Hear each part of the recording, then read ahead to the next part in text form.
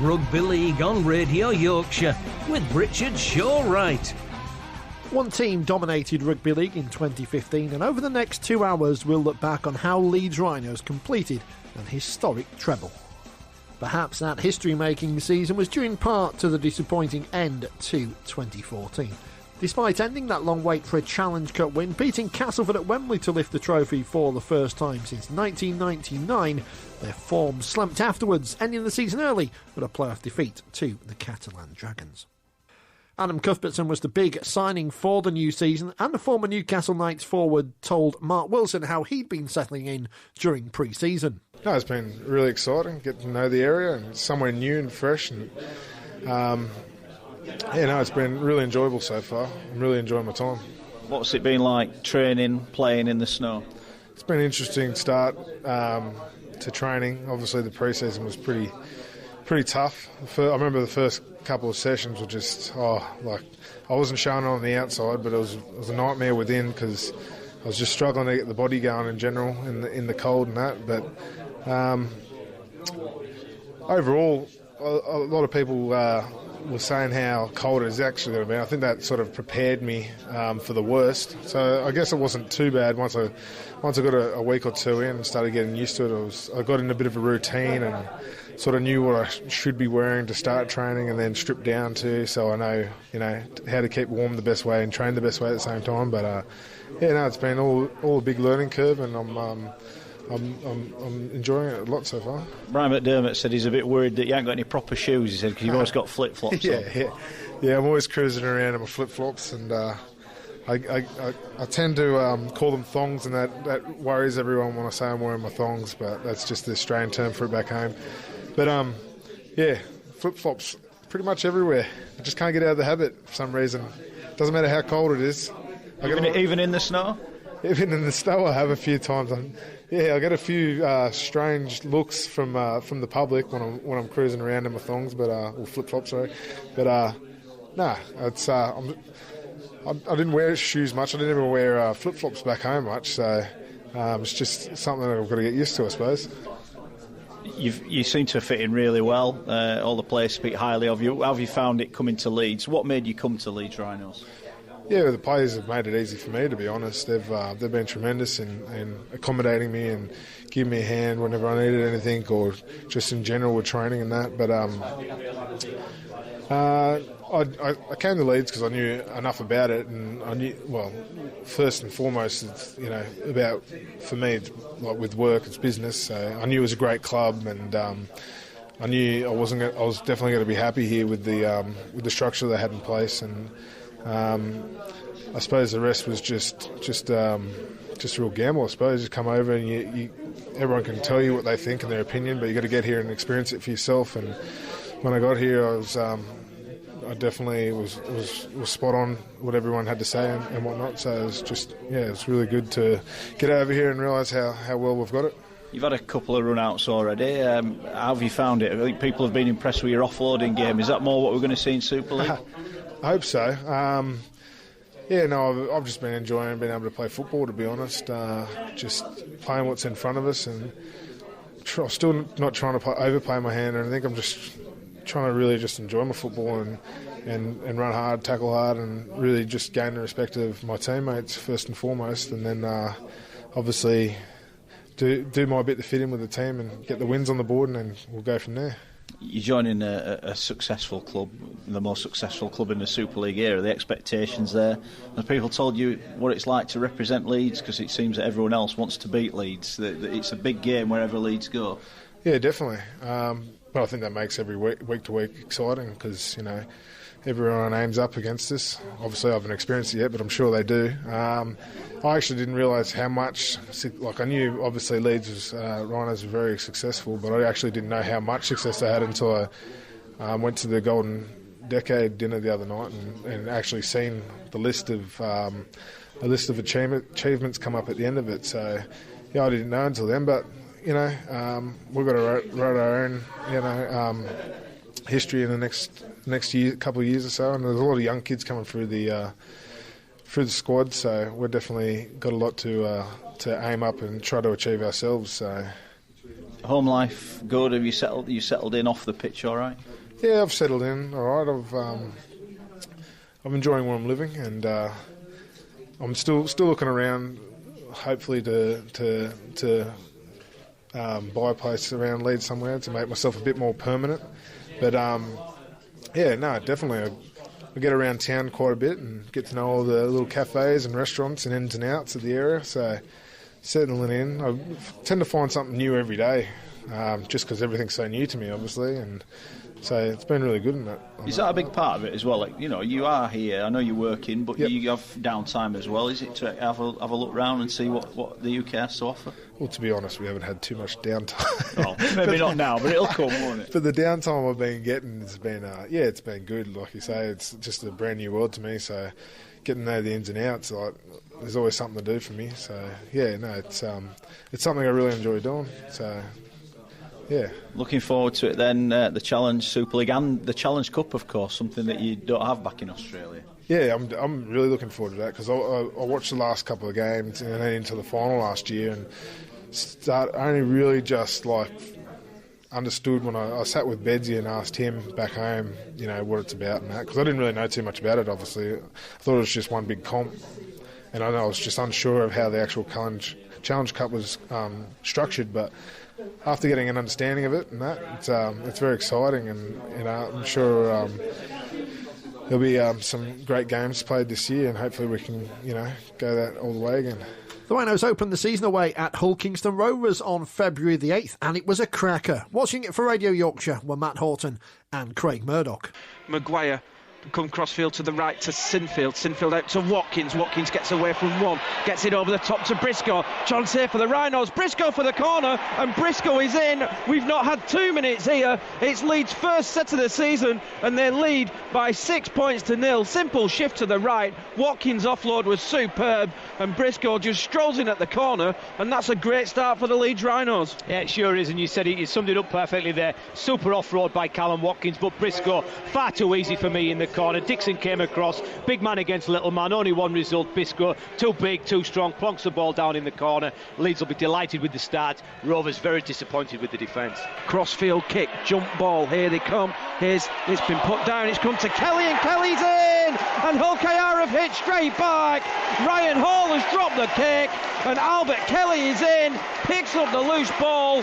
5.5 minutes gone here at the KC Lightstream Stadium, and we're locked up. It's Hull KR 4, Leeds 4. Yeah, Hull KR missed a trick on the left-hand side. Dixon passed the ball a little bit too early. He had a 3-on-2, and if he'd have just sucked his man in a little bit further, they'd have been in the corner. But the resuming play, it was a great kick by Campese, and that's going to be a big part of Rovers' attacking threat this season. Ken Seo on that right wing is a really, really good competitor on those high balls. He's done it all his career in Australia for the Parramatta Eels, and he set off again for Hull KR today. Really good jump. He couldn't regain the ball in, but what he did do was he battered it back inside. Albert Kelly had rang the play. He was first to react. Ryan Hall will be a little bit disappointed, but those fans in the East Stand are delighted, and Rovers back in the game. Here we go, they're in now.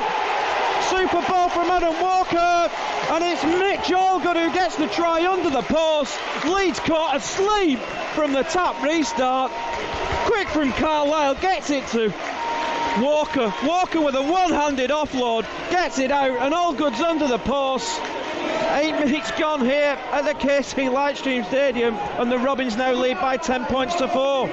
8, 9, 10 doesn't come any easier, does it? Quick tap from Carlisle, shifted onto his prop, Adam Walker, drew in the Leeds props of Peacock and Buchanan, and then at the last minute, as you said, beautiful one-handed offload, and they're popping up on his back like an half-back. Was Allgood who had the easiest job catching it, falling over the line, and in happy days. Rovers in front, and got to say they deserve it, man. Here is Campese. Campese drops it onto the boot. They all looked offside, and it's been put down by Kelly, and Thaler's going to give it, and it's a third try. There was definitely, Walker was in front, Kelly wasn't, and he's picked the ball up, and it's a third try for Hull Kingston Rovers. 15 minutes gone here. It's the second of the game for Albert Kelly. They lead by 16 points to 4. Yeah, and I called it before again. Masterful play from Campese, who's just orchestrated this Hull KR attack with absolute precision and precise. And again, perfectly weighted kick in behind him. His half-back partner, Albert Kelly, for the second time is the one who benefits from the super kick by Campese. Bounces into his hands. Thank Thank you very much. Rovers very dominant. The big guys are winning the collisions up front, Matt, and it's giving Campese the time to orchestrate this Rovers attack, and he's doing it with gear abandon. Great play from him. Rovers in front quite comfortably, 16-4. As Aiton at dummy half comes to the right, Kylie Lulawi's out there now as Sinfield with the long ball gets it to Watkins. Chance here, Colin Watkins straight up the field. He's got Sinfield on the inside, and Leeds are going to hit back under the post. 19 minutes gone here at the KC Lightstream Stadium. Sinfield with a money ball to Watkins. Watkins through a yawning hole. Sinfield backs up on the inside, and he's under the post, and Leeds are back in it. It's now Hull KR 18, Leeds Rhinos 8. You can never switch off, quality players, as we said, the likes of Sinfield, Maguire, Burrows to come into the action shortly, and smart players they are. They've got so much experience, and they're not panicking. They're down on the scoreboard, they realise that, but they know they're still in the game, and just a great ball by Kevin Sinfield. Super step off his right foot into the gap from Watkins, and he didn't panic. Straight to the full-back, popped inside, and Sinfield backed up the middle, and it was easy from there. 20 metres out, Sinfield scores. Leeds won't go away. Far too much experience for that, and they're right back in the game now. To Ablett cuts inside, Maguire on the inside, and Leeds are right back in this game. 26 minutes on the clock here at the KC Lightstream Stadium. It's come off the back of a highly controversial decision from Ben Thaler, but it was Ablett with a break, Maguire backing up on the inside, and Leeds are back in it. It's Hull KR 18, Leeds 14. Yeah, you can't take your eyes off this one for a second, and I'm with you, Matt. I think that was a shocking call from Ben Thaler. I'll take that one on the rap for that. We said he'd had a really good game up until that decision. Not only was there one, but there was two big howlers for me. There was a clear forward pass, but you play to the whistle. Kieran Dixon came up with two missed tackles there, and that's part of his game that he's got to work on, because if you're that Batman, you've got to make those tackles, and twice he just got pushed off a little bit too easy. Break up the middle, pass back inside. Danny Maguire's done that for the last 10 years, hasn't he? And he's there again when it matters. Johnny on the spot to pump the ball down just to the left-hand side of the post, and the game's back into balance. Big chance for the Robins. Here's Kelly on the last tackle, gets it to Campese. Campese just drops it through. Here's Campese! He scored! A try on debut for Terry Campese. Took on the Leeds line, put the little kick through. Hardaker's nowhere to be seen, and Terry Campese touches down, and that's just the score that Hull KR needed before half-time. Super score from Terry Campese, and there's an old saying, Matt, isn't there? There's no substitute for class, and I think we've seen it in 40 minutes today. Anybody who here, whether you're a Leeds fan, Hull KR fan, or a neutral like me and you, Matt, have just been in awe of 40 minutes of Super Rugby League from Terry Campese, and that's just the icing on the cake. Ball in hand this afternoon, he's been absolutely brilliant, putting people through holes. Kicking game long has been great, and there we've just seen the little short kick. Everybody in the ground thought he was kicking that to the corner, and he just dropped it on his right boot back against the grain, and he followed it up and had the speed to get over. Brilliant play from Terry Campese. Comes to this right hand side to Kelly, ball on the inside zone, big grab for Blair. Chance here for Blair. Oh, he's gone the wrong way to McCarthy. McCarthy has support. He's got it away to Dixon. Dixon for the line. Dixon has scored. No, he's knocked on. Ben Thaler's ruled he's knocked on. Oh, what a break that is for Leeds, and what a chance gone for Hull Kingston Rovers.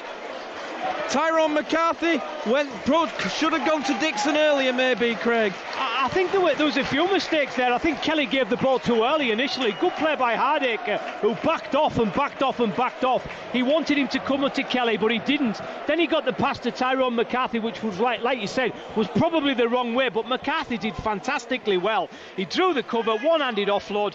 We're a long way away. The perfect man to make the decision was Ben Thaler, who was right on the spot, and there was no arguments from the Hull KR players. Maguire, Leeds are lined up here. Oh, that's the clearest obstruction he'll see all year, and Maguire for the line. Maguire's gone in. Surely not. He can't give this. He's given the try.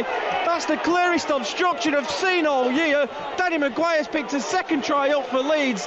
8 minutes in the second half, and Leeds have hit back. I know they've changed the rule, but that one was clear as daylight. Well, if not for the first time that Ben Thaler's come up with a decision that's got Rovers right, really cross, and Leeds back in the game. And for me, I'm with you, Matt, that he ran right behind him. Now, we've talked about tries being chalked off when they're debatable. That wasn't even close for me. He took out not one but two Hull KR defenders. Maguire into the hole, round the back of his man, scores the try, but That's a poor decision, and if that comes back to influence this game, they'll be held to pay for that one. Sinfield, short ball for Watkins. Great line from Watkins. He's only got Dixon to beat. What a step from Callum Watkins, and Watkins is over. Superb try from the Leeds Rhinos. Simple shift to the right. What a line from Watkins. Gets the ball from Sinfield. Stands Dixon up and gets over by the side of the post. Game on again here at the KC Lightstream Stadium. 14 gone in the second half. It's Hull KR 30, Leeds Rhinos 26. Yeah, poor read by the Hull KR outside edge defenders, and Watkins ran a great line and then just one-on-one with Dixon. Super bit of footwork, just stood him up and he plonks the ball down just to the right-hand side of the sticks. You can't take your eyes off this game. Call a winner, flip a coin, heads or tails, you take your pick.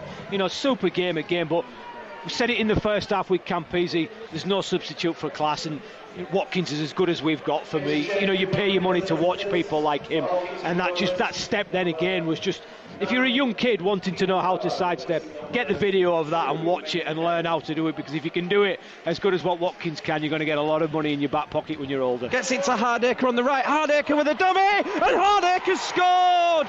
13 and a half minutes left, and Leeds are back in front. It's Zach Hardacre with the try.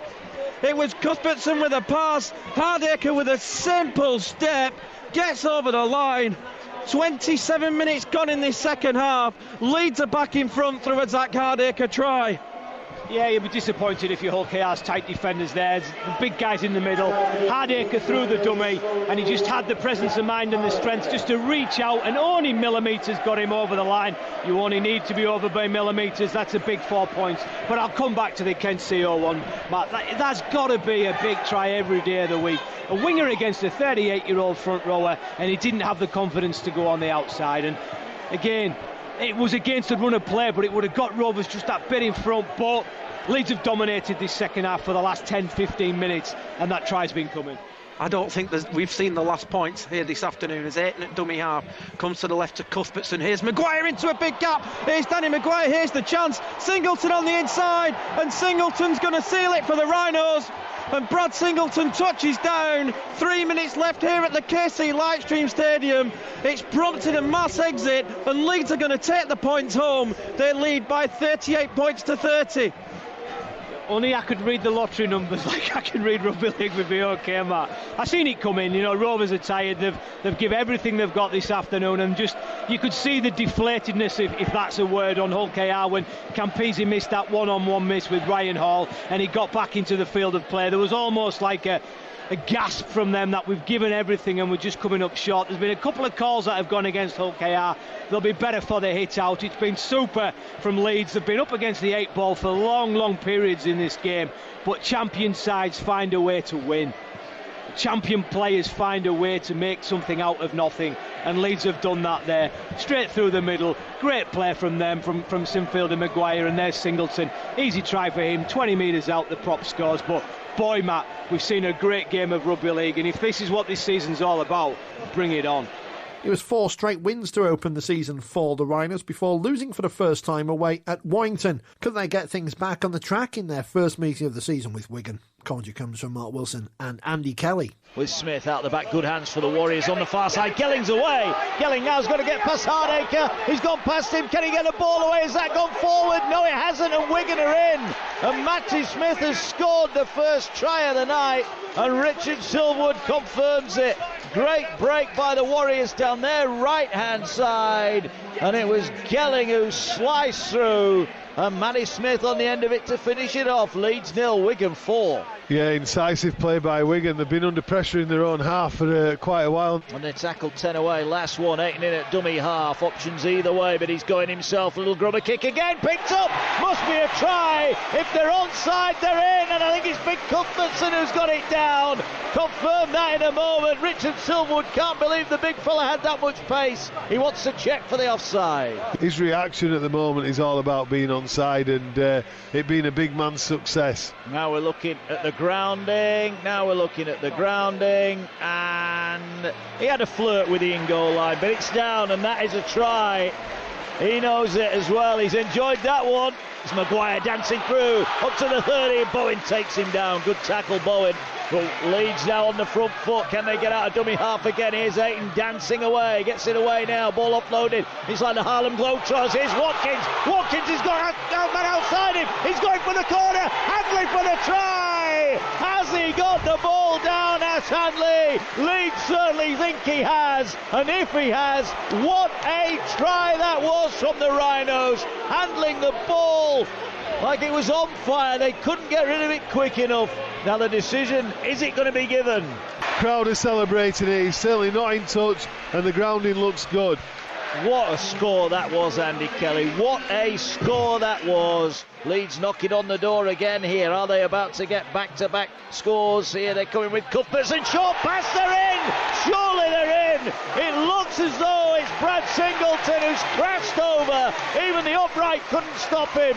And the big fella, he's on fire. Another try. The prop forwards are at it tonight. Leeds lead by 14 points to 8. Oh, it's absolutely exceptional forward play. We talked about Cuthbertson. We talked about how we were warming to his style and his willingness to mix his game. Well, here's another facet to a player. Across the field here, they're coming back this near side. Little kick for Burgess. If he catches, he scores. He catches and he scores. With 3 minutes to go to the break, Leeds, who spilt the ball twice when trying to recover the loose ball, have been punished. Joe Burgess in. This one's back in the balance. The Rhinos about 7 metres away, just to the right of the post. Burrow in at dummy half. It's a different threat now for Leeds here. Short pass for Singleton. Steps out and over. Reaches over. Is that the try that gives Leeds the win? Sutcliffe scores it. Great strength, great athleticism from the youngster. And Leeds lead here by 20 points to 14. That's a real good piece of play from Sutcliffe. He's been prompting and probing, extend it to the try line and score another good Leeds try. Hardacre in there, finds Cuthbertson. Cuthbertson running at the line. Nice passes. Watkins straight through the middle. Must pass it to Maguire. Maguire going for the line. Oh, it's dragged down. What a try-saving tackle. It was by Burgess. That was game, set and match. And that's got to be a sin bin. It won't matter. Oh, the referee's blown for a penalty. And Leeds would have scored a certain try. He's going to get sin bin here, the Wigan man. But if Silverwood had just waited a second, that was the game over. Yeah, it's a difficult situation, isn't it? He's not allowed any advantage whatsoever. It was obviously a professional foul. Wigan were all over the place, so a man who's offside, he's just committed a professional foul, and at that point the referee has given the decision. Here's Leeds tilting for the line. Rob Burrow right on the line will play the ball on this near side. He's going to go himself, and he's in! That is it! Rob Burrow had to wait an hour to get on, but when he comes on, he scores the winning try. Leeds lead by 26 points to 14. Well, there's the penalty for what we believe was moving off the mark and then playing the ball. Easy. Yeah, poor response by Gelling, to be fair, on the Wigan try line.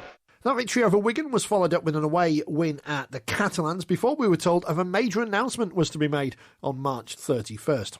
Rumours abound of a major signing from the NRL or perhaps Rugby Union, but as it turned out, it was a Leeds legend who'd be making a move to the 15-man code. After a career spent in the blue and amber of the Rhinos as captain of both club and country, Kevin Sinfield would leave at the end of the season to join sister club Yorkshire Carneige. We'll hear from Brian McDermott in a moment, but first Otis Holmes spoke to the departing Sinfield. Kevin, what was the most difficult part of the decision? Probably telling the players this morning. It was tough. It was difficult. I think as well that I've been here a long time now, since we're 13, and the bonds of friendships I've got have been built up over a long time, and I think to have to tell some of those people, to have to, for instance, the fans, I found out today as well, they've always been fantastic with me and been brilliant, so that's difficult, but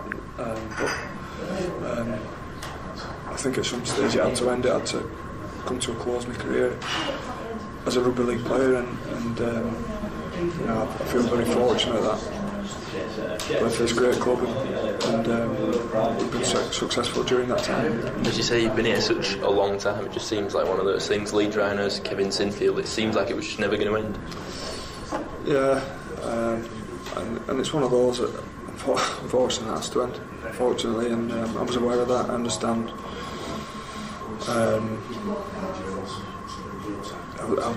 just how tough it is, you know, to make that next move. But I think something that really excited me. It had to be an opportunity that excited me, that offered me a challenge, that really gave me a purpose after I finished it. And I feel this is just ideal. I feel it's the challenge of trying a new sport is brilliant, but to do it here, still at Edinburgh, with a club that's very ambitious and would like to get back in the Premiership is something that really appeals to me. Is there a particular reason why you chose now to make the move? It just felt right. It felt right, and you know, if I'd have played another year, I'd have done 20 seasons, which is quite a long mark for a player to do at a club. But I didn't want to come to the end of my career and look back with regrets. And I think if I'd not taken this opportunity, I'd regret it for a long time. And it's something I've always wanted to do. I admire the game, got a lot of respect for it, and I wanted to have a go. This decision is for me. It's one that I made. That it's been tough, but I'm happy with that. You've achieved almost everything in the sport of rugby league. Is there anything else that you wish you'd done? Maybe a stint in the NRL or something else? No. I don't have any regrets. I get asked this question quite a bit, and I would change my Rhinos career. There's some bits that that were tough, losing some of them Challenge Cups and what have you. Certain points where you lose a bit of form or you've had an injury that you'd love to alter, but I think they help make you what you are. And to stand here today, I'm very proud and I feel very fortunate as well to have played here for so long. And I've always been very happy. I still am very happy. But I just felt it was time to try something else. Brian, what was your initial reaction to the news?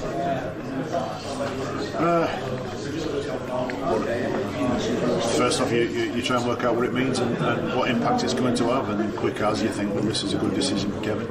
Clearly, it's something that he's had in his mind for a while. In terms of the sport, he's always gone on record as saying he's always fancied playing rugby. Very excited for Kevin, very excited for Yorkshire Carneige. We obviously know that it's a big loss to the Rhinos. You want things to remain the same forever, don't you? The likes of Sinfield and Maguire and Burrow and Peacock and Jeremy Jones, Buchanan and Carroll. You wish they could play on forever, but they can't, and things come to an end. And Kevin's made a decision that at the end of the season he moves on and starts the next chapter in his life. So it's something that we'll need to manage, and we'll need to be very careful how we plan and go through the next little while, certainly the next season after that. But we're, the juniors that we've got at the moment and the environment that we've got at the club, I'm sure will see us through that. So it's big news. It's big news, but really pleased for Kevin. So that group of lads just seemed to put out the furniture here like it was never going to end. Maguire, Sinfield. Well, it's unique. I think even in the great Wigan team of the mid 80s and early 90s, where they endured so much success, they still had a nucleus of players, but I'm not sure they had the same number of nucleus of players that stayed there for such a long time. And that's what's unique about this team, that they've been so successful over such a long period of time and stuck together and stayed together for such a long period of time.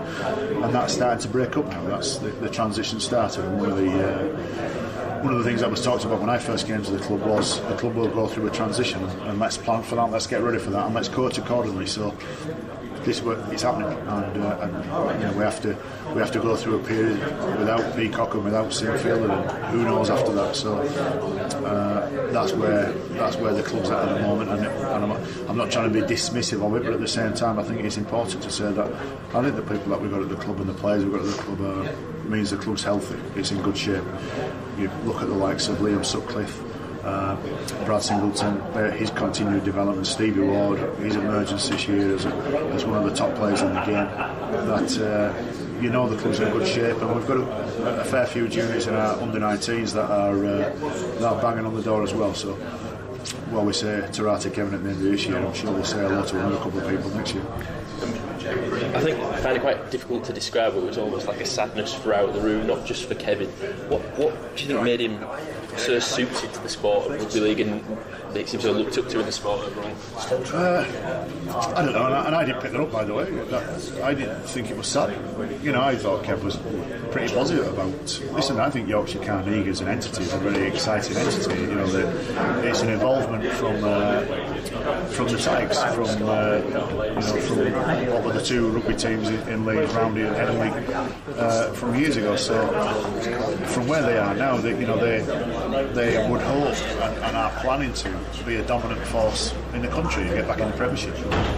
Hugely exciting. Sir Ian McGee, who's heading it up, and Chris Gibson, who's director of football, and got a great coach in Brian Redpath. I think it's a really exciting future for them, and I think Kev's pumped about it. Yes, he's got some emotion about leaving the Rhinos, but then again, things got to come to an end. And I think, I don't know if sad's the right word, but I think he's apprehensive about leaving something that he's done for so long. What makes him a good league player? I think for the same reason of what makes him a very good union player. His attention to detail, his commitment, his preparation is second to none. A more professional and more committed leader I don't think I've ever met. Another run of victories ended once more with defeat to the Wolves, and that was the start of a wobbly patch for the Rhinos in Super League. A draw at Huddersfield was followed by losing at Widnes before the Giants became Leeds' first victim on their road to defending the Challenge Cup.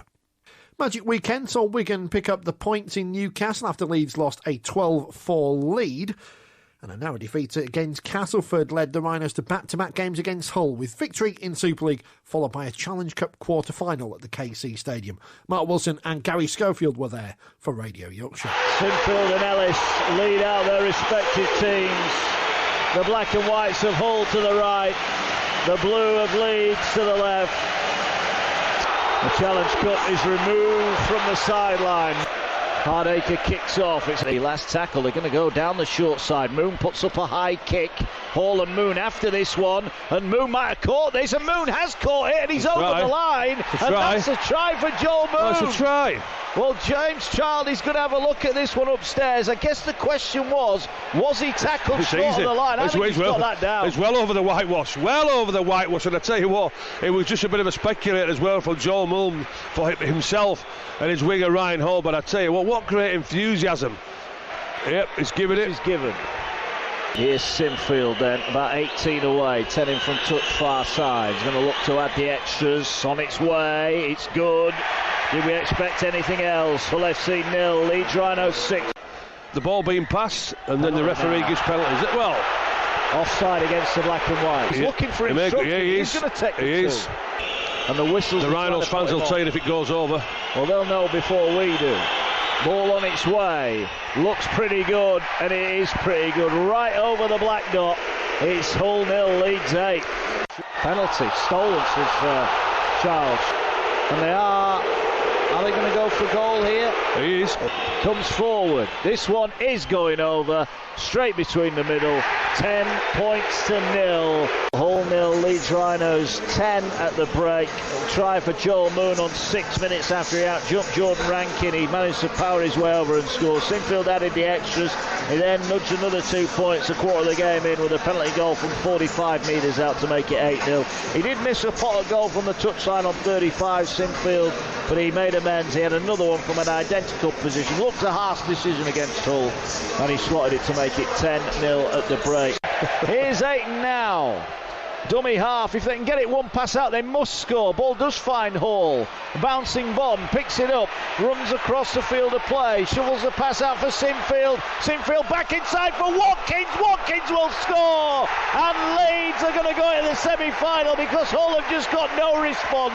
3 minutes gone, second half. Hull lead Leeds lead 14-0. Game over, Mark Wilson. Leeds are going to the semi-final. There's no two ways about that. But again, it's just the quality of the big game players. Joel Moon, Ryan Hall just coming across, but what a nice little pass there from Kevin Sinfield and Callum Watkins.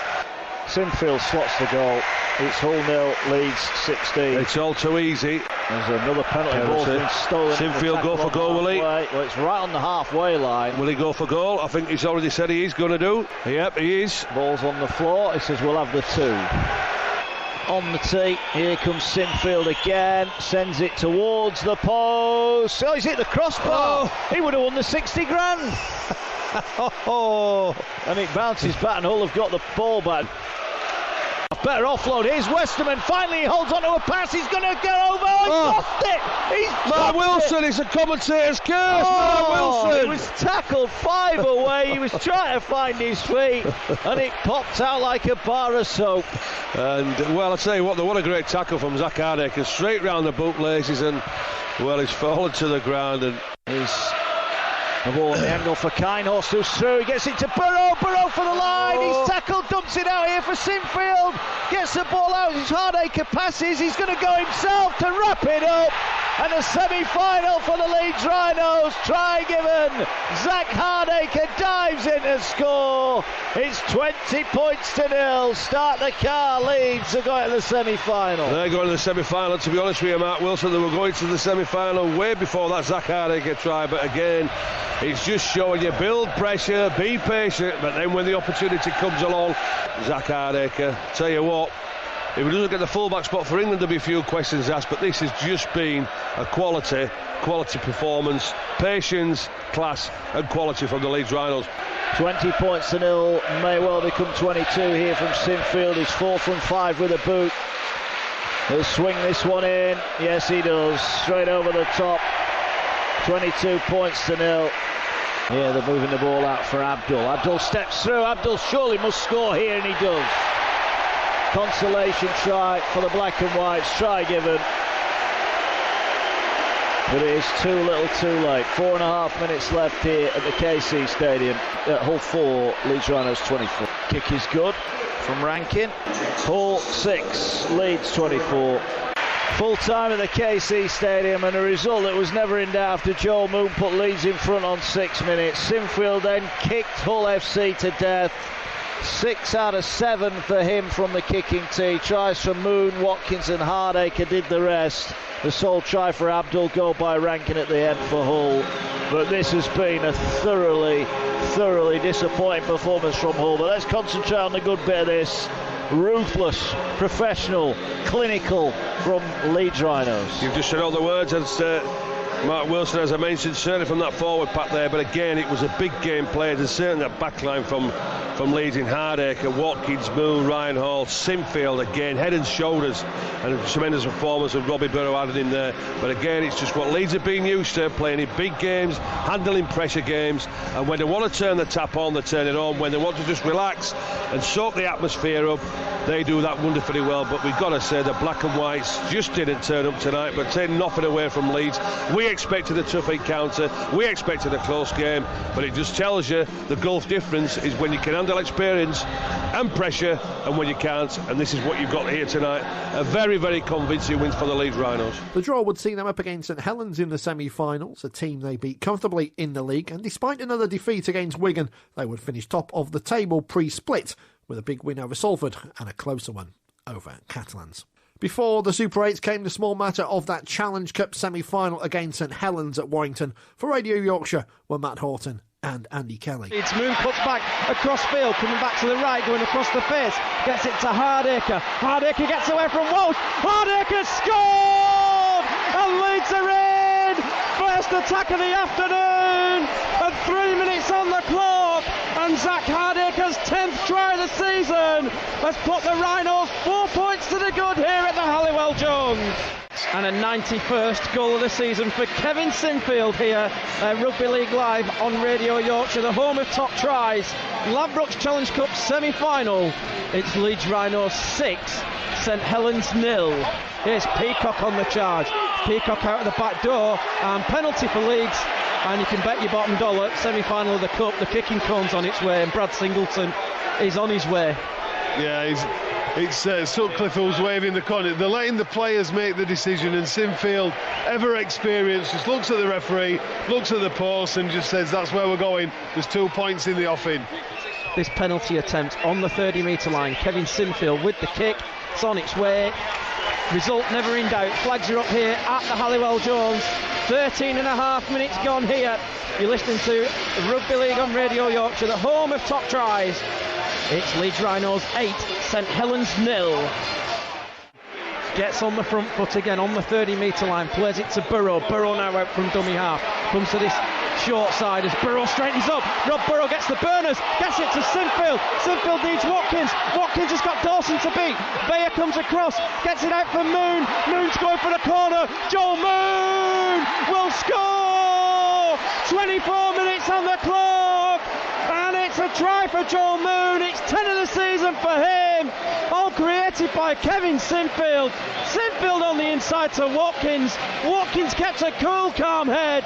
Gets it out to Joel Moon, and the Rhinos lead by 12 points to 0.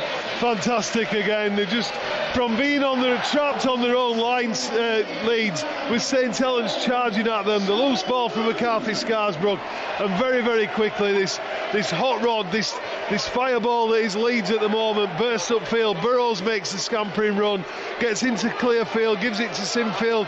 Sinfield finds the pass. The pass goes into the hands of Joel Moon. Joel Moon rising. He's in. He scores. Steps inside the final defender. Makes the kick easier for Sinfield, and another fantastically worked Leeds try. As Sinfield with a conversion attempt hit the post, and it's been waved away. Oh, big miss from Kevin Sinfield. 25 minutes gone here at the Halliwell Jones Rugby League Live on the home of top tries, Radio Yorkshire. It's Leeds Rhinos 12, St Helens 0, and Dawson is 8 short of halfway. Roby will play it to Walmsley, and Walmsley with a step on Peacock. Walmsley's got away. Walmsley with an offload to Quinlan. Quinlan needs support. Quinlan put a couple of steps in. Quinlan for the line. Quinlan still going. Gets it to Percival, and Percival has scored, and Saints have scored from absolutely nothing. 2 minutes to go to half time, and Alex Walmsley and James Roby have combined, and Mark Percival gets try number 10 of the season. It's Leeds 12, St Helens 4. And oh how they needed that. They needed that really, really desperately. Here is Walsh. Right on the southern touchline. He's taken the ball back just short of the 20-metre line. Big kick this in the context of the game. Here is Walsh. Kicks on its way. It's got chances. Missed. It's just gone to the right-hand side of the post. So as we approach half-time here, Rugby League Live on the home of top tries, Radio Yorkshire, it's Leeds Rhinos 12, St Helens 4. It's a pass, Hall keeps going. Ryan Hall's made a break. Ryan Hall's only got Swift to beat, and Swift does well to bring him to ground a couple short of halfway. Sinfield at dummy half, goes the right-hand side to Watkins. Watkins straightens up, Colin Watkins. Watkins looks for an offload, has Burrow, gets it to Peacock. Jamie Peacock on the charge. Jamie Peacock for the line, has scored! Oh my word! Jamie Peacock's got 30 metres to score, and Leeds have got the first try of the second half. Ben Thaler's going to go to the video referee. Is this try number 3 of the season for Jamie Peacock? The grounding looks good on the screen. The Leeds fans cheer. Is that a fantastic Peacock try? It certainly is. Here comes the decision from James Child and Robert Hicks. Tries given! And Leeds now lead by 16 points to 4. We said the first score of the second half would be crucial, and it's gone the way of Leeds Rhinos. Sinfield on the black dot. This should be 18-4 in a sec. And Leeds take one giant leap closer to Wembley. To Rugby League Live on the home of top tries on Radio Yorkshire. Challenge Cup semi-final. It's Leeds 18, St Helens 4. Roby goes left instead. Roby sticks it on. Comes up to Andre Savelio, and Andre Savelio has scored. He's going to go to the video referee and check something. Has Andre Savelio got try number 3 of the season? Taylor said try on the field. What do you think, Andy? Well, just a reaction from Savelio as he's got up. the way that Ben Thaler looked down, he looked like he was going to award it without questioning it, and the reaction from the Saints fans all suggests that this is going to be a positive outcome for St Helens and a much needed 4 points, but we won't know that until it's confirmed by the video referee. Right, a knock on by Ablett for me to start, so that'll be 0 tackle at least for Saints. No, it's short. It looks short there, doesn't it? Double movement for me now. That looks like a double movement. It's given try on the field, so they've got to find now sufficient evidence to overturn the decision. And on that first look, that first sort of view, we thought it looked short, but it's got to be conclusive. Well, Ben Thaler hasn't moved yet. He's not moved from the spot. So there's no indication from the referee that this is going to be anything other than a try. But if he's given try on the field, why hasn't he backed himself? Here's the decision from Robert Hicks and James Child. Are Saints back in it? They are. And Andre Savelio gets try number 3 of the season. And it's Leeds 18, Saints 8 with a kick to come. And that's an interesting one, because under the old system that might have been ruled off, and we say might have because we never know conclusively that would be the case. I just thought that Ben Thaler never moved from the spot he was on, so they felt that it was always going to be a try. And he's put to ground, 12 away from the line. Last tackle for the Saints. Roby tries the short side with Andre out for Percival, and Percival has scored.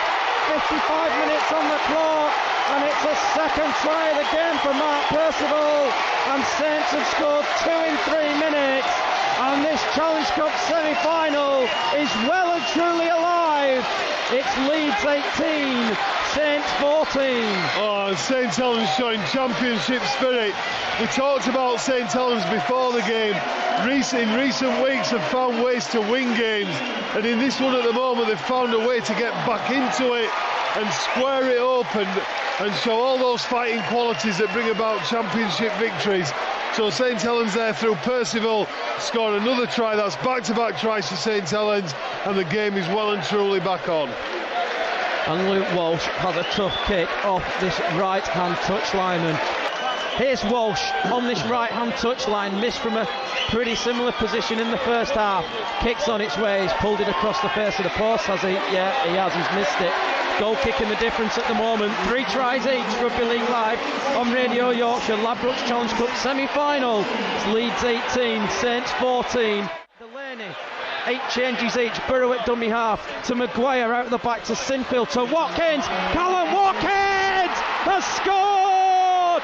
66 minutes on the clock, and Callum Watkins gets in for the Rhinos. Try last week against the Catalan Dragons, and it's number 17 of the season, and Leeds lead by 22 points to 14. Oh, they needed to strike back Leeds, because Saints have put them under tremendous pressure, scoring the 2 tries, cutting the deficit to 4 points. So Leeds needed to get back on top. If we think back, just one set of 6 and that transition kick from Sinfield and that great kick chase by Hardacre that forced Quinlan into his own goal, that is as much a contributor to the try as Watkins' absolutely excellent finish. Here is Sinfield with the conversion attempt, and the flags are up here at the Halliwell Jones Rugby League Live on the home of top tries, Radio Yorkshire at RL on RY. If you want to get us on the Twitter, it's Leeds Rhinos 24, St Helens 14 here at the Halliwell Jones. Burrow at dummy half. Burrow gets it away to Garbett, and that is going to be it. Leeds Rhinos are back at Wembley for the 2nd consecutive year. It's their 3rd victory over St Helens this season, and they've won by 24 points to 14. You know, that first 20 minutes was, I know it's a big call this, and I'm not gushing because we're through to the final, which we're unbelievably pleased about. But I think it's inaccurate to say that, given the context and given the team we played against, I thought that first 20 minutes were the best I've seen us play. And we got a grip of the game there.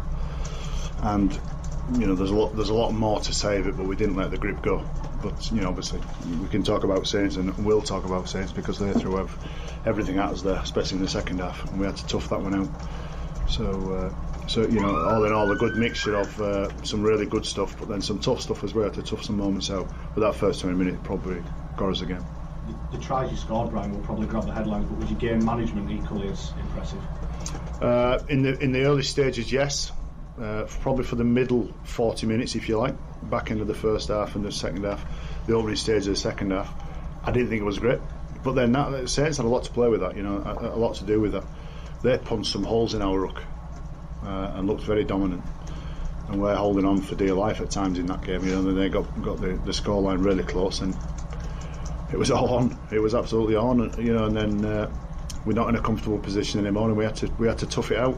And up until that point, we were in front. And I would never say we were comfortable. We were managing the game well, but at that period, you're going to then draw on some, you know, toughness and resilience to see those periods through. I think all coaches would like to just control every minute of every game, but you don't get to do that. And it's the players that will have to see themselves through those tough periods.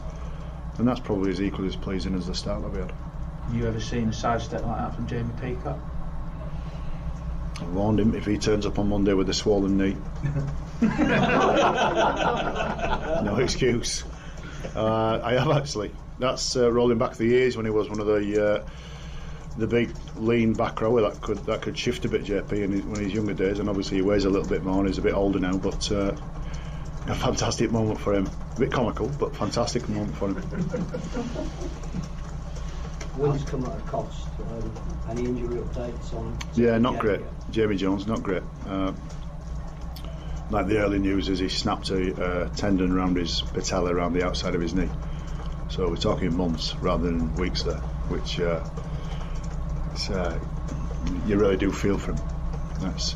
He's gone through the mill there, Jones, these last couple of years, and you know, if he didn't, you just wonder if he didn't play the game like he did, which is just 100 miles an hour, tip his guts into everything. I mean, the carry in itself was, he almost offered himself to get bashed, didn't he? You know, and I think he just landed 20 on his knee. But the team needed that type of carry, and you know, it's ironic that he injured himself doing what he does best for the team, which is cart the ball forward at 1,000,000 miles an hour, and he's tough as defensively. So we're with him at the moment. Injured because he didn't come back. Yeah, he got concussion. Yeah, so we'll check on that. He's all right. He's up and about. He was frustrated he didn't go back on, but that's how it is. Rugby League on Radio Yorkshire with Richard Shaw-Wright. Welcome back to an RL on RY special as we look back on Leeds Rhinos' historic treble success in 2015. In the first hour, we heard how they finished top before the Super 8's begun and made it to Wembley after beating St Helens in the Challenge Cup semi-final. They opened up their run to the League Leaders' Shield with an emphatic win over Warrington, overturning those defeats earlier in the season, before a fourth meeting of the year with Wigan. The Warriors had 2 wins to Leeds' 1 in their 2015 meetings, and Mark Wilson and Craig Murdoch saw if they could level the series up at Headingley. Leeds attacking the Western Terrace, the open terrace here at Headingley tonight, and they will get first use of the ball. On their last tackle, they're going towards that short side, ball out for Hall. That is a superb tackle by Josh Charnley. And what I say is a superb tackle. They've got the ball away, and Leeds quite possibly think they've scored through Danny Maguire here. The question is, A, how did Ryan Hall get the ball out of that tackle, and B, did Danny Maguire get it down? Well, this is a tough one. This is one of those. I think if he's given a try here, he gives a try. And now he's put big call. Big call coming. First decision of the night. Is it going to go the way of the Rhinos? Try given. After all that, I think Phil Bentham was doing a bit of mixing in the video refereeing room there. And Leeds are in front, and it's that man, Danny Maguire, probably having one of the best seasons he's had for many a year. But what play from Ryan Hall. As here's Sinfield right on that south stand side, coming forward now, sends it on its way, the south stand cheer. Magic kick from Kevin Sinfield. 6 points to 0, Leeds lead. It's first against second, and it's first who have first blood. 4 on the clock, Rhinos 6, Warriors 0. It's the last one for Wigan, and they're not really well set here. Looks like they're going to go boot to ball. O'Loughlin spins it for Smith. No, they're going to run it. Here now is Williams. Little grubber kick into the corner. Briscoe's going to have to deal with this. He's dropped it behind the line, and Farrell has touched that down. I think this is going to be a try for the Wigan Warriors. Briscoe had to deal with the kick. and he didn't deal with it. It's another video refereeing decision, but for me, if he's onside, he scores. Surely this is going to be a try, and it is. 6 points to 4 in favour of the Leeds Rhinos. I think that was just a genuine error, wasn't it, from Tom Briscoe? Yeah, it was. It was a straight up error. Briscoe will be disappointed with that. Should have done better. He just went straight through his arms. Farrell, as he does always, chases everything. Puts in at dummy half to Maguire. Little grubber kick. Try! Joel Moon touches it down. Pinpoint kick from Maguire. And Joel Moon's there. Leeds lead by 10 points to 4. Yeah, great play by Leeds. And we've talked about it. They haven't been great so far in this, the last 10 minutes. But they've got the potential just to come up with magic plays. And, Danny Maguire is, the main man of this Leeds side now. He's the one who's calling all the shots. He's the one who's the main kicker. He's the one who's, dictating which way Leeds play. Ball 10 out, about 5 to the left of the sticks. This should be a routine kick for Kevin Sinfield. Comes forward then, on his way, lime green boots on. Straight between the middle. And it is 14 points to 4 in favour of the Leeds Rhinos. And they're just starting to turn the screw a little bit here. Gets it away from Maguire, out wide for Hardacre. Again, they refuse to go out to that left, and then they've dropped it. Sinfield it was who dropped it. It's play on, and Hall is going to go over in the corner. Now, this is going to go upstairs to the video referee, and I'm 99% certain that Sinfield dropped that ball. We want Leeds to win, and Leeds have got to try. But that, quite simply, is the worst decision I've seen for a long time. I think you've got to have somebody with Rugby League knowledge sat in the box, not just a person who knows the rules. That has to be a knock-on. Everyone in the press box is gobsmacked. No one can believe that's been given. Ball on the kicking tee, and again the South Stand go up, because again Kevin Sinfield has nailed it from the sideline. It's adding insult to injury. It's 20 points to 4. Here's Bowen into the line. Bowen steps back. He's looking for a gap. He can't find it. He jumps up to play it quickly, and now Farrell might dive over from close range, and he has scored. But Richard Silverwood will again go upstairs to the video referee. The reaction of the Wigan fans behind the post said he scored, and Richard Silverwood's indicated he thinks it's a try. But once again we go upstairs to the video referee. To be fair to the video ref, he's had some tough calls tonight, hasn't he? Oh, and the easiest one of them all, he got wrong. Try. Give him. 20 points to 8. There's a break down the far side, and the ball on the inside here to Sinfield. Sinfield trying to back up, gets it within 5. Is he going to slide over? No, he's tackled. Less one. Leeds make the break from halfway. Now they're going to go down the short side, and they will score. Callum Watkins might not have had his best night so far, but he's in the right place at the right time to crash over from 5 metres out. And with 14 minutes left, this game surely is all over, and the Rhinos will stay top of the table. They lead by 24 points to 8. Leeds again, last tackle, didn't panic, just pick out the right option, and Callum Watkins just too big, too strong for the edge defenders on that side. And 1 pointer for Hardacre, and he gets it. Is there nothing this young lad can't do? 25 points to 8. Leeds turning on the style. Hardacre with the 1 point. Edge, ball back on the inside for Bateman, who dives in, and this time Bateman will not be denied. And the try given is 25 points to 12. There's 8.5 minutes left. Well, if Wigan have got any chance, this kick has to be made. Wigan won't give up, Mark, will they? They won't go away. No, they won't. But they have left themselves too much to do. Bateman's try is converted by Bowen, so they are back within 2 converted tries. 25-14 here. Ball for Bateman. Dribble kicking goal. They might touch this down. They have touched it down. I think Manfredi's grounded this. If he's onside, it's a try. Silverwood will go upstairs again, saying he thinks this is a score, and we might just get a mad last 60 seconds. But it's going to be tough to convert from out wide if the try is given. Yeah, it is, and he's definitely onside. That's a great kick from Bateman. Has it just bobbled out the back? 25-18, and he's missed it. And that is game, set and match. And ultimately tonight, it's been the goal kicking of Kevin Sinfield. 3 misses out of 4. for Wigan tonight. There was another victory over Hull FC before Wembley week, and it'd be a final trip as Rhinos players for the likes of Jamie Peacock, who'd of course come up against his future employers Hull KR, and captain Kevin Sinfield, who spoke to Mark Wilson.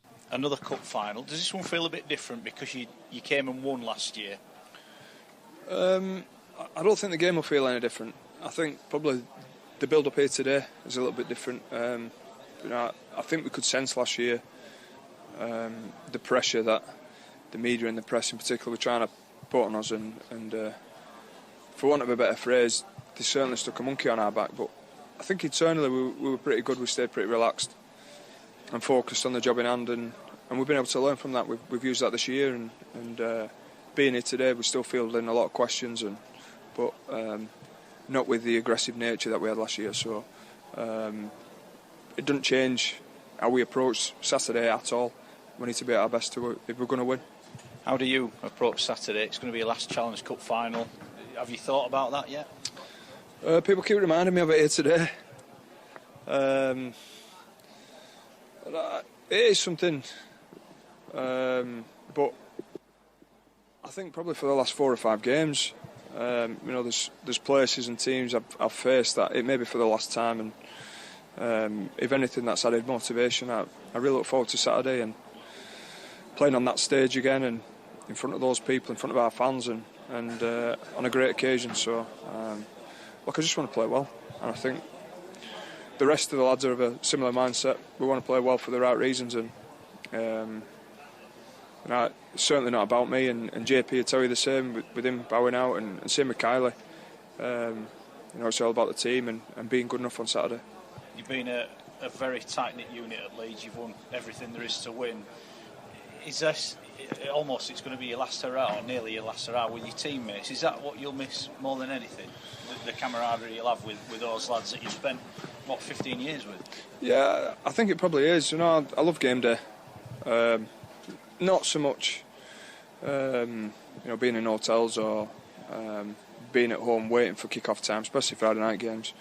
But actually being at the ground and, the butterflies, the nerves, doing something I've done since I was 7 has been great. So, but within that, the people you play with are what make it, and I've been fortunate to play with some greats over the years, and this squad is no different. So, what would be nice would be, we could get some special memories in this next 2 months, and just grow that bond a little bit more than we have already, and cement some of those friendships that, when you've won trophies, they're there for life. Can you quite believe the season the Rhinos are having? I mean, top of the table in the cup final, playing well. Well, I just think we're in a great position. I can't remember us being in this position before, sort of mid to late August, and all 3 trophies are still up for grabs. But we realise we haven't won anything yet. So what happens in this next 2 months is so important for all of us, and it starts this Saturday. And looking at the game, now you are a Challenge Cup. I know you had a medal from before, but now you are, as you said, a genuine Challenge Cup winner. You're going to walk out there a little bit different, do you think, or is it now just another game for you? Look, it's special to play at Wembley in front of nearly 80,000 people with an army of Leeds fans behind you, family and friends there, in a great team is always a special occasion. But ultimately, we've got to keep our focus on the game and do what we're good at, and if we can play well, we'll give ourselves a great chance of getting our hands back on that trophy. And like I said, we're looking forward to it. I think we're relaxed, we're focused, we're determined. Feel like we're in good shape at the minute, and hopefully we can perform Saturday. Could Leeds make it back-to-back Wembley wins then? On an emotional day at Wembley for Radio Yorkshire, Mark Wilson was joined by Phil Kaplan. And we are live at Wembley, an all-Yorkshire affair. It's the Leeds Rhinos and Hull Kingston Rovers, and we are underway. It's a high but short kick-off. Kelly sprints onto it and catches it, and he's met by a wall of Leeds defenders, 5 in the tackle. Towards the Cuthbertson, short pass, Peacock! Oh, he's got it down!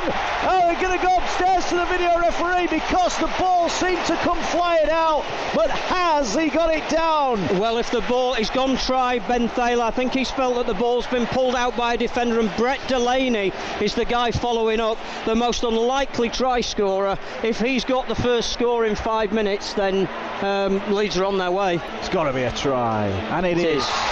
Brett Delaney with the first try. 6-0 as Kevin Sinfield adds the extras.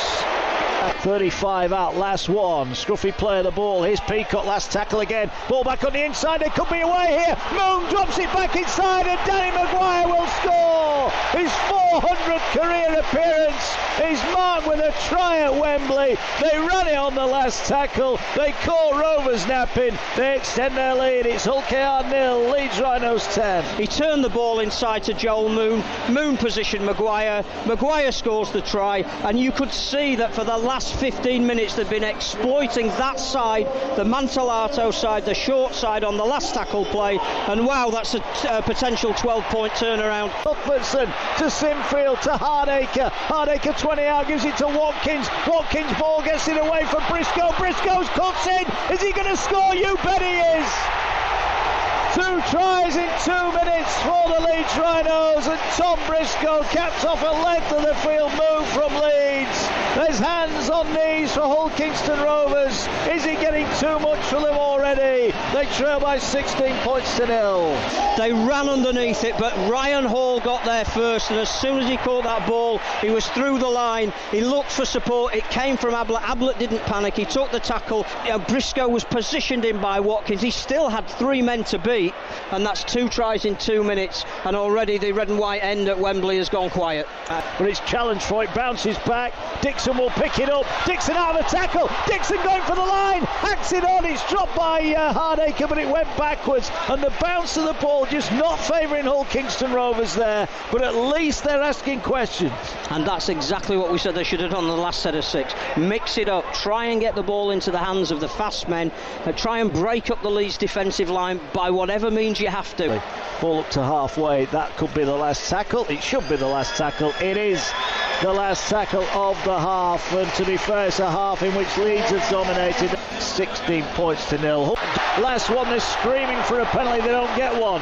Here's Blair, it's an awful kick, it'll come down about 10 away, and it's caught on the full by Briscoe, who's away? Tom Briscoe going all the way. Is it going to be a 95-metre try? Can they get back to him?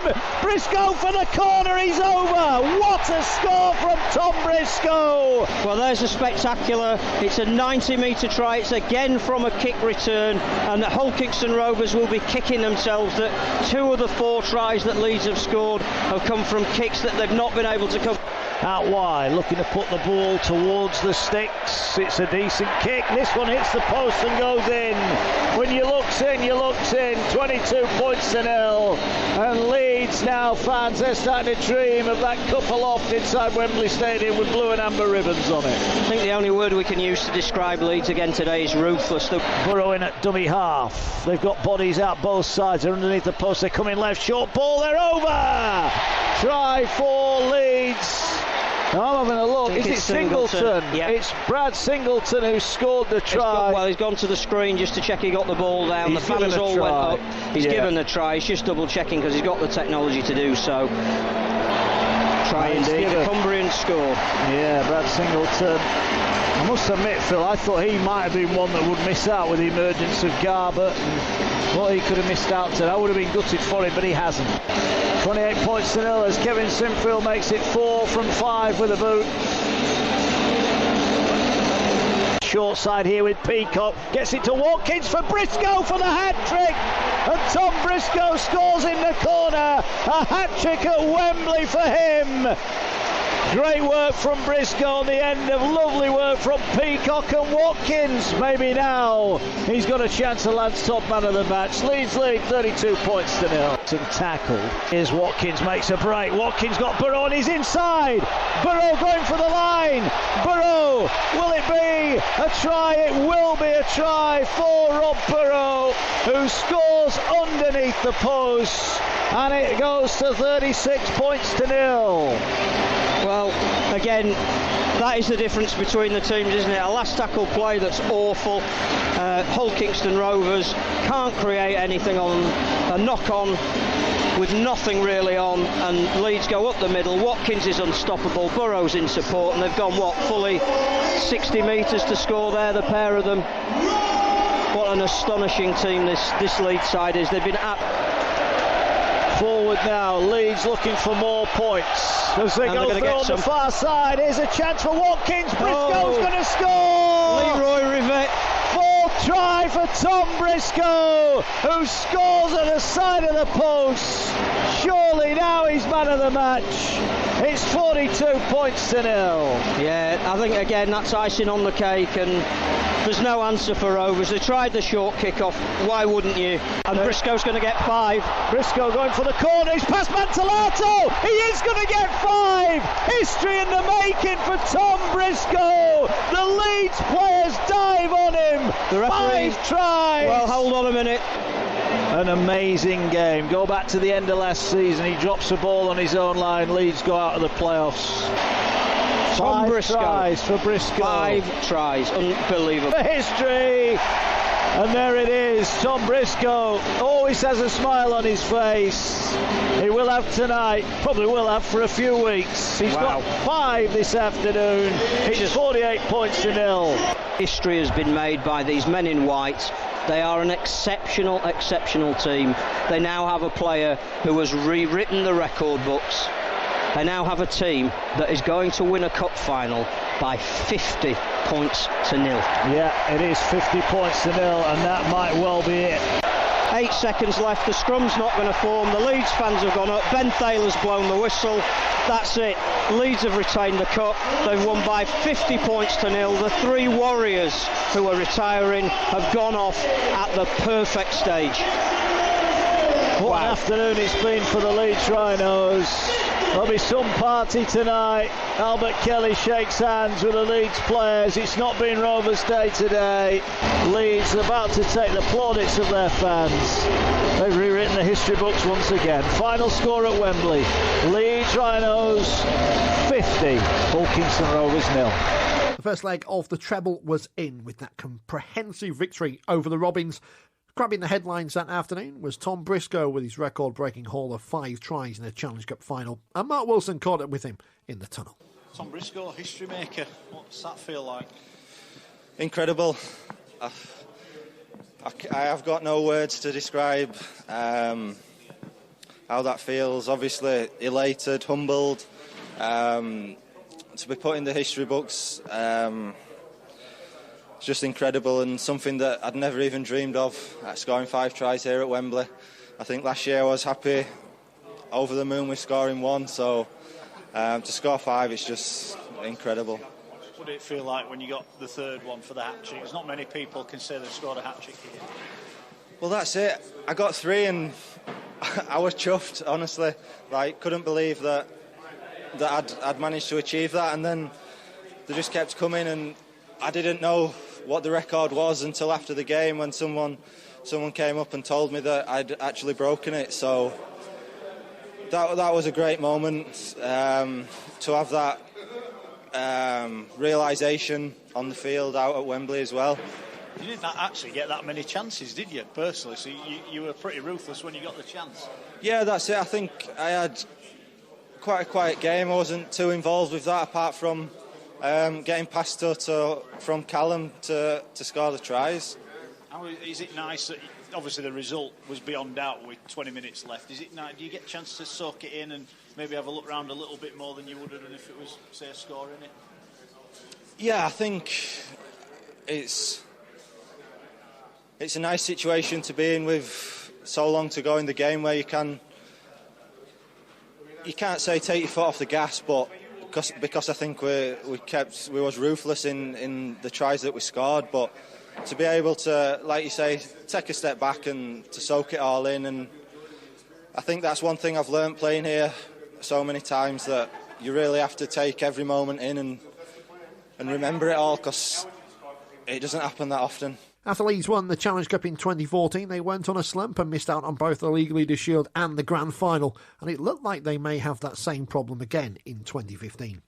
Defeats to Saints, Catalans and Castleford left the Rhinos in a battle for top spot as they went to Huddersfield on the final day of the regular season, with rivals Wigan taking on Castleford on a dramatic night at the John Smith Stadium. Jonathan Doidge was joined by Craig Murdoch. We are live at the John Smith Stadium for Huddersfield Giants against the Leeds Rhinos.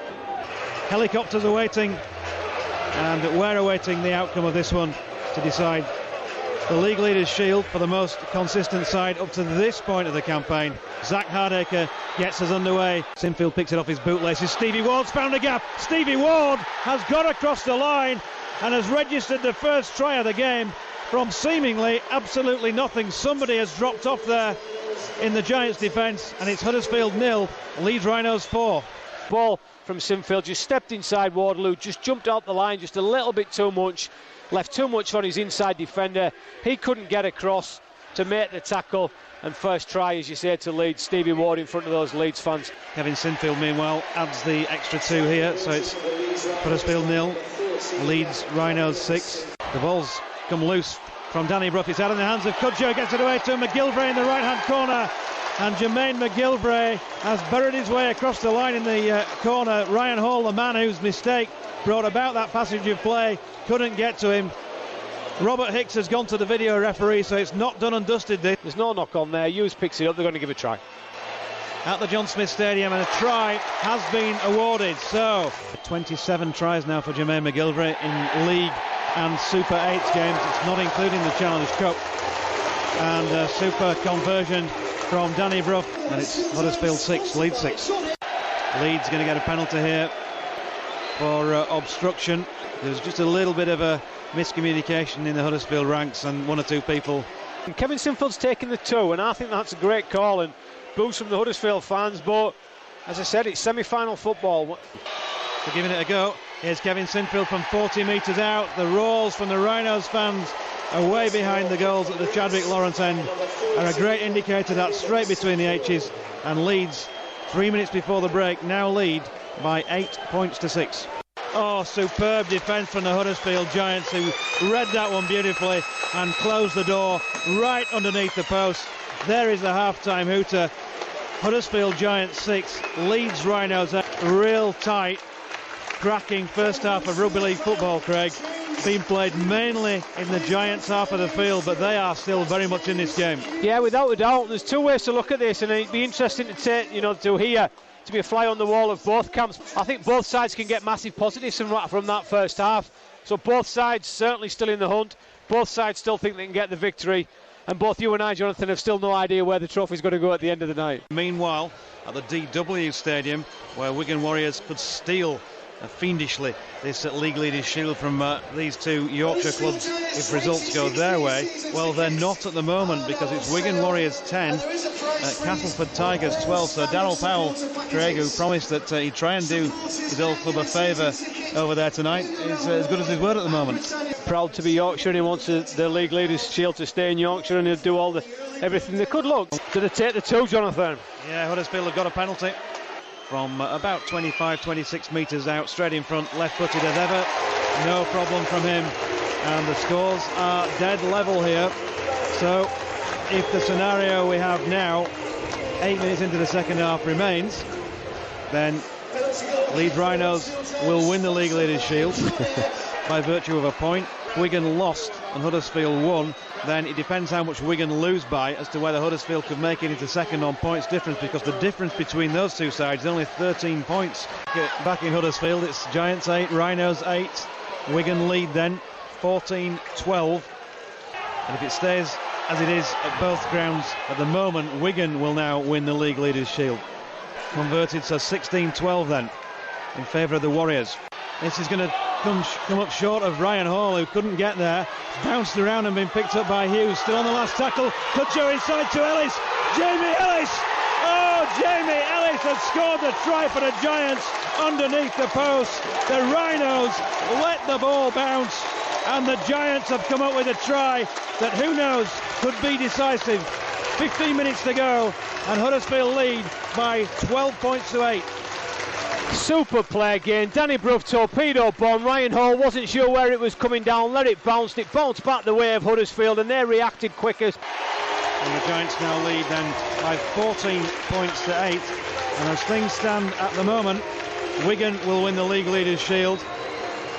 Huddersfield will move into second ahead of Leeds, who, having led for so long, will be relegated to third place in the table and will have to come back here next Friday night to repeat the dose. The penalty going the way of Huddersfield, and Danny Brough, unsurprisingly, says we'll take the 2, and this could be it. So just 11 minutes or so to go in this one. The Rhinos, that League Leaders' Shield has been slipping gradually from their grasp over the course of the last month or so since those Wembley heroics. A try for Gildart for Wigan means it's now 29-12 in their favour. That one done and dusted. Burrow here for Leeds to Sinfield. Now with Zach Hardacre. Hardaker's got support to his right, gets it away. Lovely flick pass from Watkins to Tom Briscoe, and Briscoe has stepped his way inside. Craig Murdoch called it.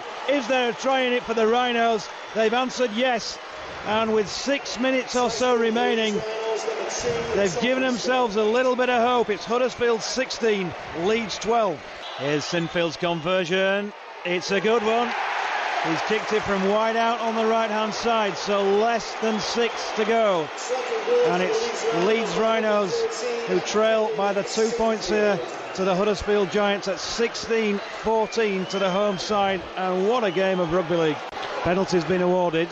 22 metres out. He strikes it now. Is it good? It is. And Leeds have levelled it. And the clock is ticking away down below a minute. Huddersfield Giants 16, Leeds Rhinos 16. What's going to happen in these final few seconds? With probably one play left in the game. Here's Maguire, dinks it over the top. Grix has got across to it. It's going to be hacked on by Ryan Hall. Oh my word! I do not believe it. Absolutely brilliant play from Leeds. The last play of the game. The players celebrate away in the left-hand corner. Robert Hicks has referred it to the video as a try. The video referees might have the last word in the season, but that was absolutely unbelievable.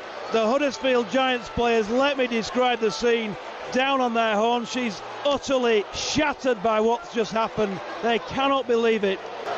In the best Yorkshire accent, Jonathan, I can't speak. And it's a try by Ryan Hall. He's scored so many tries in Leeds Rhinos colours. There haven't been too many that have been more important than that, and Leeds have nicked it, and the helicopter pilot better get back on board and get that trophy back over to the John Smith Stadium right away. We've said it, Jonathan, and we've said it since the minute one of this game, and we've said it, haven't we, that it was going to go right down to the last play of the game. Ryan Hall scored that try as the hooters sounded with no seconds left. And the Rhinos celebrate, and Leeds have won this game in the end by 20 points to 16.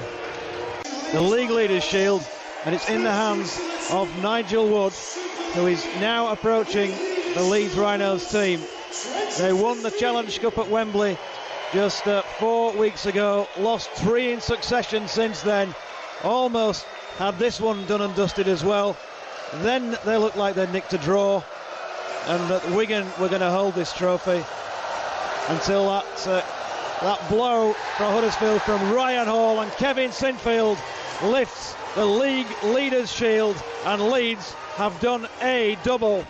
So Ryan Hall's try made it 2 down and 1 to go. 4 Leeds Rhinos made it into the Dream Team, with Jamie Peacock making his 11th appearance. And a week later, Zach Hardacre became Leeds' first winner of the Man of Steel since 1998. That came after beating St Helens in another semi-final, leaving Leeds back at Old Trafford to try and complete a treble for the first time in the club's history. Amongst the sellout crowd at Old Trafford were Mark Wilson and Andy Kelly.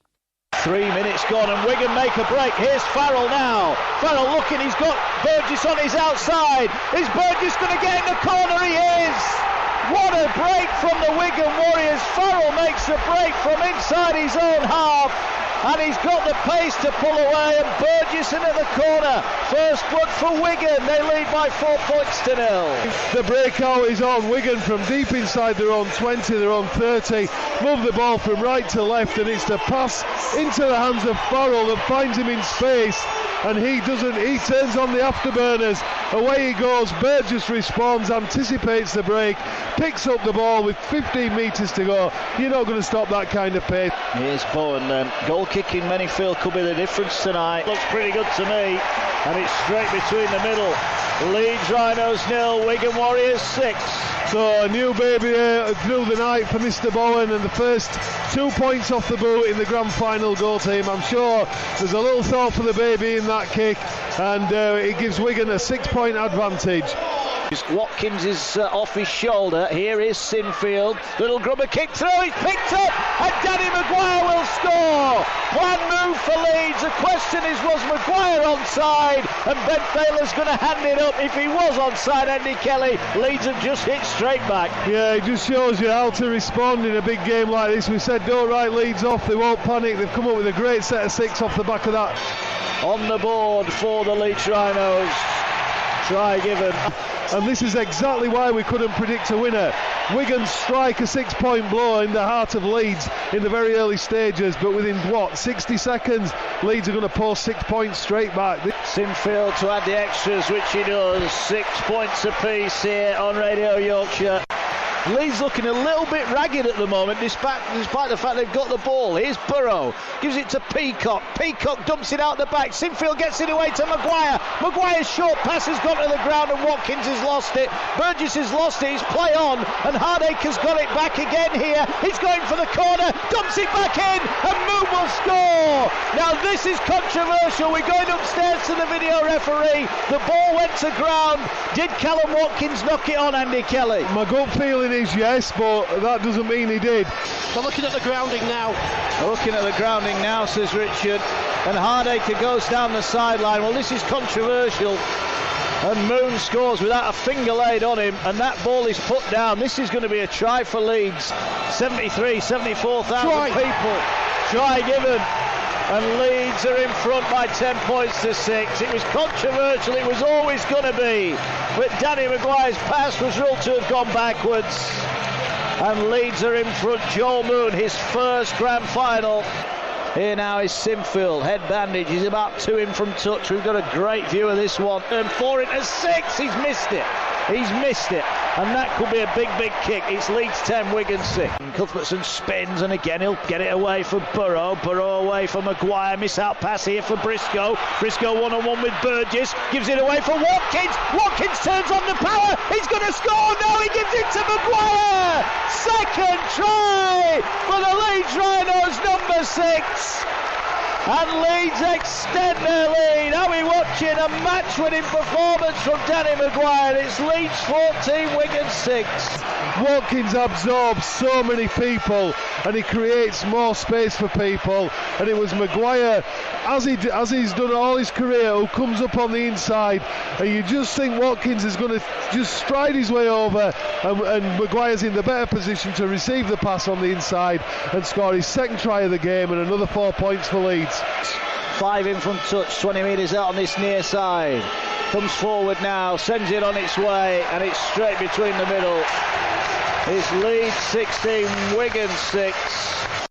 Half time in front of a sellout Old Trafford crowd, and it's the blue and amber end of the ground that is happiest at the moment, because Leeds lead by 16 points to 6. He's offloaded the ball, outrageous offload for O'Loughlin. He kicks towards Manfredi. Hall will catch it. He's lost it, and Manfredi has scored. What a score from the Wigan youngster. Ryan Hall caught the ball. He had it ripped out of his grasp, and the Wigan youngsters got Wigan back in it. It's Leeds 16, Wigan 10. And he puts an absolutely fantastically weighted kick to the corner. Manfredi wants to contest it with Hall, but on this occasion lets the Leeds man clean it up, and then absolutely poaches his pocket, takes the ball out of his grasp as he goes to ground. Great try from Don Manfredi. Can Bowen add the extras? Yes, he can. Absolutely no mistake. And all of a sudden, Andy Kelly, 6 gone second half, 16-12 the Leeds. It's game on. Scruffy one in the end. Here now is Smith. Ball back on the inside for Bowen. Bowen out of 2 tackles. Oh, he's going to score underneath the post. What a try! Celebrating the birth of a child overnight.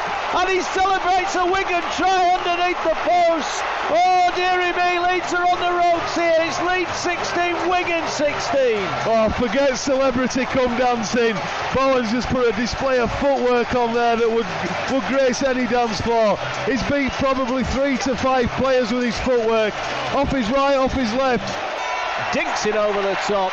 And it's Cherry and White that celebrate 10 minutes into the second half. It's Leeds 16, Wigan 18, Andy Kelly. Unbelievable, you know, we wanted some more action. We wanted Wigan to stay in touch with Leeds and not let Leeds get away on the scoreboard to keep this second half alive. Oh, is that going to be a penalty? It is. That was clever from McAloran because the Leeds man was in at the tackle and he basically threw it at him. Watkins is penalised, 30 out. Do you take the 2 here, Andy Kelly? They're only 2 in front. Does it have that much impact, or do you go for blood? I'll go for blood. That's me, though. Cavalier to a fault. Well, they're going to take the 2, so there you go. Bowen then waits. Slow and straight, and it is Leeds 16, Wigan 20 here.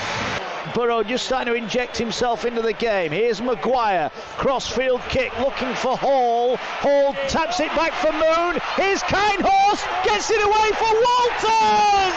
Leeds are level. Walters scores from the bench, and a kick to come. Leeds might well be back in front. Maguire's crossfield kick not dealt with by Wigan, and Leeds are all level again. It was put in the air and contested. I think it was Moon who got the ball, flicked it out to Kindhorse, and Kindhorse off the bench manages to keep enough composure to give his fellow bench player, his fellow reserve Walters the ball, and he goes in and scores the point. 20 points apiece. Here he comes now, on its way, never ever in doubt. 22-20 now. We're expecting a tight game. I was expecting a low scoring one, Andy, with 15 left. There's been 42 points. Oh, they've slipped on the last tackle. They need to do something here. Oh, that's a horrendous kick from Clubb. It's gone backwards. The ball's not backwards, and Leeds are going to get possession inside the Wigan half. On the last was a tackle made. It was. What a disastrous end of the set, and Wigan might just have shot themselves in the foot. Well, that was just calamitous, wasn't it? It was just an absolute farce of an effort. In their desperation to keep the ball alive, they've lost sight of it being the last tackle. The ball's gone into the hands of Clubb. He's come up with an overhead kick going back towards his own try line, and Leeds have got the ball. They won't do too much with this set of 6. They'll just run the clock down. And that's the last one. Danny Maguire says kick it off the field. And that's exactly what Rob Burrow will do. He'll say to Wigan, you have got about 35 seconds left to win the grand final. Here's Bowen, doesn't deserve to be on the losing side tonight. Gets it away to Manfredi. 5 Leeds tackles put him to the ground. This is it, Mark. 20 seconds left. It's do or die for Wigan. Here now, the big looping pass out wide. They're going to try and move it. Leeds sliding across. Can Burrow make the tackle? Yes, he can, but he offloads the ball. Farrell is tackled. We are 5 seconds away. This is the last tackle of the grand final. What have Wigan got? Are they going to kick it? They are. Manfredi might get on the end of this. He might get on the end of it. He's caught by Hall. And that is it. Leeds Rhinos are the treble winners. They make history. What a final. And it's Leeds who celebrate. It's a full house for the Rhinos. They win it by 22 points to 20. We wanted a great game, Andy Kelly, and we have got one. Oh, do you know what? I'm just speechless. I'm not often made that way. That is just unbelievable. Character, effort, tenacity, guile, and just flair, and they've just thrown every emotion, every physical asset and every physical facet into the game tonight to win a grand final. Unbelievable, Leeds Rhinos. And there it goes, treble glory for Leeds. Sinfield, Peacock and Luluai sign off in the best possible style. Well played, Leeds Rhinos, first utility Super League 2015 champions. Fantastic season ends with Leeds Rhinos, Challenge Cup winners, League Leaders Shield winners, and And once again, the Super League Grand Final winners. And so it's history for the Leeds Rhinos. And only fitting we end with three key men. In a moment, their captain, Kevin Sinfield, and fellow retiree Jamie Peacock. But first, Jonathan Deutsch caught up with their coach, Brian McDermott. Brian McDermott, as a coach, you've achieved some special things, but surely this now must top the lot. Yeah, I'd say so. There's lots and lots you can say about it, and you could talk for an hour about the journey we've been on. And I think to win the 3 trophies, each one of those has got its own story, so you could spend a fair bit of time talking about the journey of it. But for it to culminate in the way it did, the final 6 weeks of the season, maybe the 7 weeks of the season, which involved the Challenge Cup, the 3 losses that we had after the Challenge Cup, the last gasp win against Huddersfield, which enabled us to be league leaders. The titanic battle we had against St Helens in the semi-final to get to the grand final. It's almost a journey, it's an achievement in itself just getting to the grand final and where we did it. But to then meet Wigan in the grand final and to put on the performance that we did, that needed to be an all guts and an all will, a strong mentality type performance. It's the stuff dreams are made of, to be fair. And an amazing way that this team, this squad of players, has found different ways to win matches. 50-0 in a Challenge Cup final is completely blown the opposition away. Then you get across the line in the last second at Huddersfield, and you win last night in a game that twos and throws. They've got the answers to everything, it seems. Well, we had to make some real big adjustments with how we went about things. We lost Paulie Ayton, I think, round 1 of the Super 8s. He broke his arm against Warrington. And that was huge. But Paulie's been a big player for us, and he's a big reason why we were so good offensively. And then we start, up until that point, we were racking loads of points up against teams and being very, very good offensively. And then we needed to find a different way. I think we beat Wigan in the Super 8s with 1 half-back and went in with 6 pack members, 6 forwards instead of a regular 9th. And that took some doing. That took a lot of energy. And, we can only go so far with that before the opposition start to work it out, and you've got to change your tactics again. So throughout this period, Rob Burrow's got a groin injury and he's out for maybe 3-4 weeks, I think it is. So we've had our challenges there. Jamie Jones-Buchanan we've missed massively. Stevie Ward we've missed massively in the grand final and the semi-final. And Paulie Ayton, as we all know, has been out for such a long time. So, it's not been without its test, this. And then, to play at Wigan, the nature of the game at Wigan was just...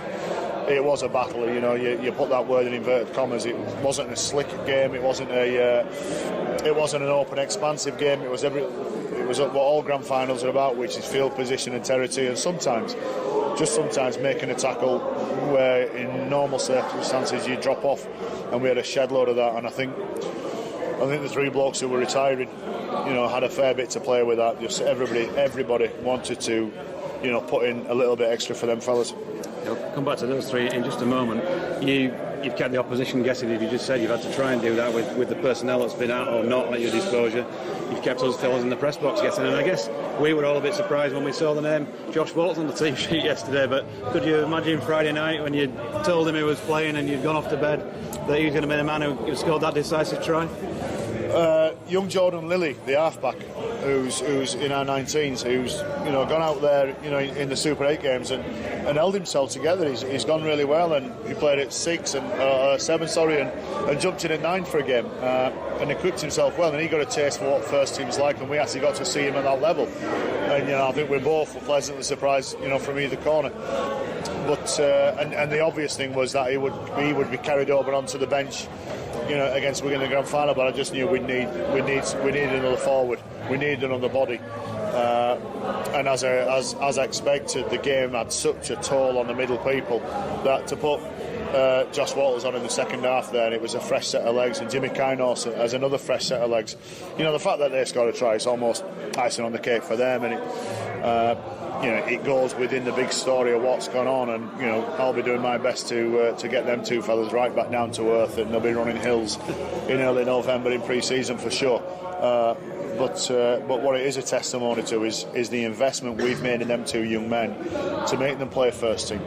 Not wait while somebody gets an injury, not wait while somebody's out of form, to make them play first team in the last 2 seasons. They've had a number of games now over the last 2 seasons, which has put them in better stead. So when you make that big call of saying, right, you get your chance, here's your grand final shirt, away you go, do a job, they're in far better positions to do that. and people have been taking the chances so many times over the years. The Kevin Sinfields, Kyler Lewis and Jamie Pickups that we've already spoken about. You know, I mean, just pay tribute to them three for us, if you can, in a short radio interview like this. Do you know, I don't think I'd say anything different to what's already been said. And you know, whether it's on the field or off the field, but in terms of what they've achieved, it's hard to quantify. You know, not just for Leeds Rhinos. You know, you could actually quantify what they've achieved for Leeds Rhinos. We can say there's the silverware, there's the games they've won, there's the goal that Kev's kicked, there's the carries and tackles that JP and Kylie's made. So you can actually quantify that. But the effect they've had on the group and the club, you know, some of this, the essence of the group, which is never say die, the essence of the group, which is just keep going, never mind when everybody doubts you, never mind when everybody else is having their own self-doubts and they've lost their nerve, we hold our nerve. And that's what them three people epitomise, and you know, that's hard to quantify, that's hard to put a figure on, and you know, that's something that I'm really keen to keep on going, and that's something I'm really to keep endearing within the group. And you've got a man perfect in kind of handing on the baton after the next generation to facilitate that in Danny Maguire. Great performance last night, and a born leader, really. Do you know what? I've not been Danny Maguire's coach all his career, and I've watched on as a fan when I was Harlequins Rugby League's coach. I watched on as a fan as they did the treble, and you know, between Magsy, Rob Burrow and Kevin Sinfield, they had such an influence over the group. But in terms of the influence over this team, I think Danny Maguire's been brilliant. He's had such a big influence, especially offensively. He's a very determined man, a very focused man, and you know, for his teammates there, I'm sure they'll all say that he's a cranky bloke as well if you don't do what he tells you on the field, and he's developing into a classic seven. And he missed out on our Player of the Year by a hair's breadth, and he's been such an important figure for us this year. So yes, going forward we need some leaders. We've got some fantastic leaders in Rob Burrow, Danny Maguire and Jamie Jones-Buchanan, but we're expecting Danny Maguire to take a lead in certainly some of our offensive stuff. Jamie Peacock, you're looking like you might have had one or two in celebration last night, but thoroughly well deserved. Another amazing night in what's been an amazing career. Yeah, it's been incredibly enjoyable, and it's great to bow out and play my final minutes with such an incredible team, and to finish with the treble. It's been unreal. When you think back on your achievements that you've had over your career, England captaincy, all those test wins, all these trophies, where will that one sit last night to finish it off with a treble? That's the best. The league now, with its structure and the quality of the sides we play against, is incredibly tough. It's difficult to play, difficult to finish top, difficult to win the Challenge Cup, difficult to get to the grand final, and we conquered all those mountains as a team this year. And the manner which we've won in the last 3 weeks shows the character and the culture that is present within the Leeds club at the moment. Yeah, fantastic that you went out there last night and having conceded that early try, you got yourselves back in, and it's a real wrestle between the two of you, but maybe self-belief, maybe that big game know-how has just helped you get across the line? I just think it's guts as well. Grand finals are won on people just getting there and making them efforts, and our team's full of people from 1 to 17 who did that, and that's great to the coaching staff to create an environment where that's one of the values which is rated within the club, and those extra efforts got us the game. And those extra efforts from yourself, all those carries, 50 tackles also in the contest. You've got to be delighted that from all those efforts that you're putting in as an individual, somebody like a Danny Maguire or a Josh Waltz can get on the end of it and register the points at the other end. Yeah, we're a great team in the fact that we all dovetail each other with our particular skills and facets of the game that we're good at, and mine is just to work hard and allow great people. Danny Maguire was incredible, absolutely unbelievable in that game. One of the best grand final performances I've ever seen as an individual, and I'm indebted to him for enabling us to win the game. And when Josh got across for that try, Jimmy Kynell's little slip pass, what were your feelings? Yeah, I'm chuffed for both of them, because I've had quite a lot of work with those two, and I've quite a lot of dealings with them both, and they're both great people, and they both deserve the chance, and they've waited patiently, got on with things. I'm disappointed not getting in finals, and for them to come up with that such calm and composure at the biggest moment, and said to Walsh, you didn't score a grand final winning try, you scored a treble winning try, so there's not many people done that. And how long did that final 15 minutes feel like after he'd scored? Forever. The last 7 minutes took forever, but we just kept field position out of Wigan's way. That's our experience. We knew we didn't take the two, never allowed them to get in field position, and knew we'd win.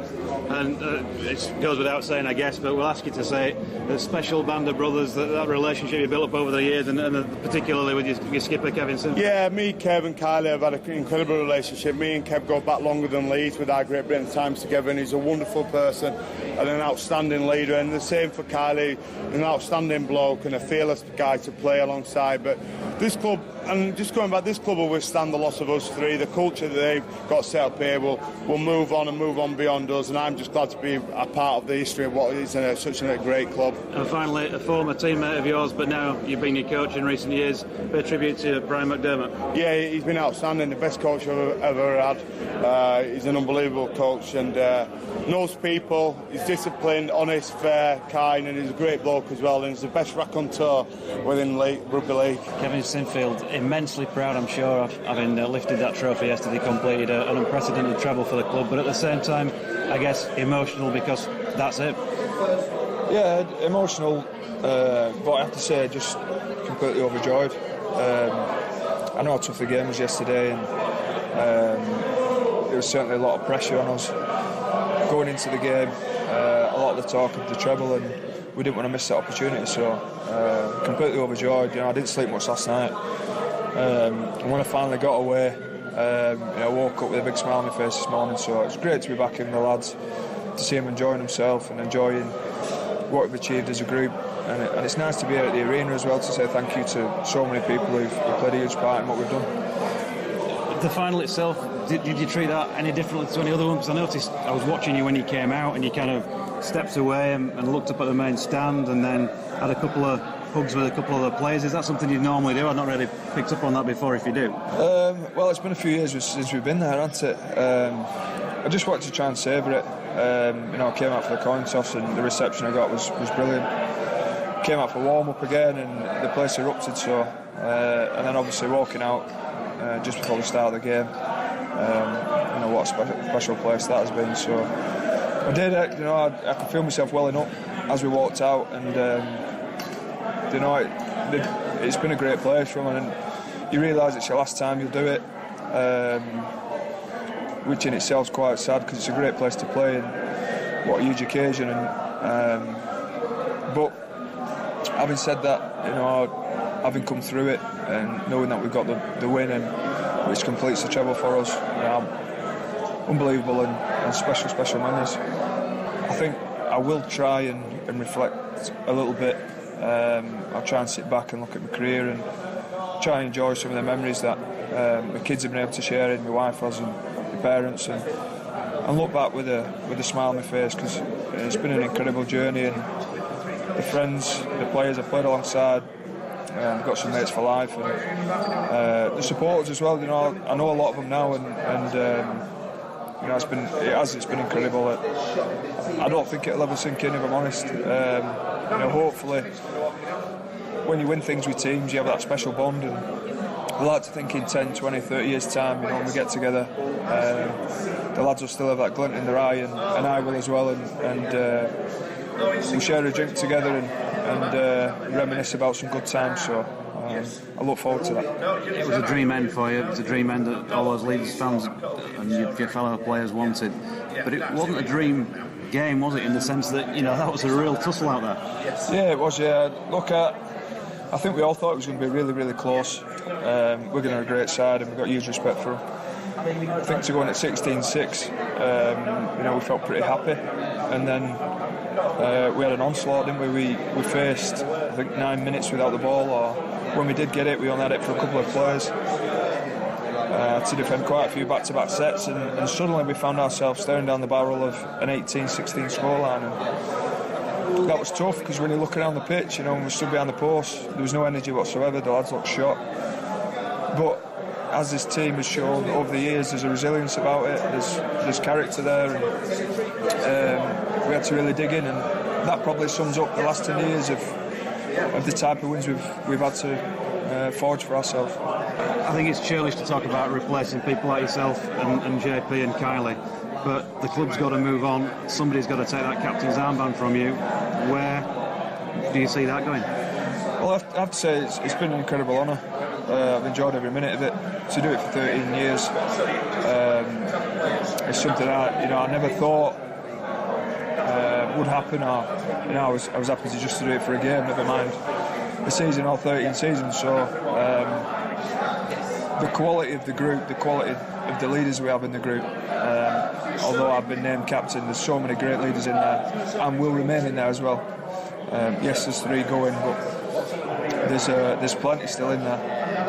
there's plenty of experience. Danny Maguire's the obvious choice, isn't it? And after his performance yesterday, the way he stood up and led from the front, he'd be the obvious choice. So the good thing is beneath Danny, there's like Rob Burrow, Jamie Jones-Buchanan, who've got a lot of experience. Adam Cuthbertson now, who's got a lot of experience from Australia, who's got a year under his belt here in Leeds. And then there's people like, your Zacks, Callums, Ryan Halls, Carl Ablett, Hawley and Carl in particular have been here a long time and will be part of that leadership network. And obviously Callum and Zach have got so much experience for young boys as well. So the group's really healthy, and I think they're all going to get better.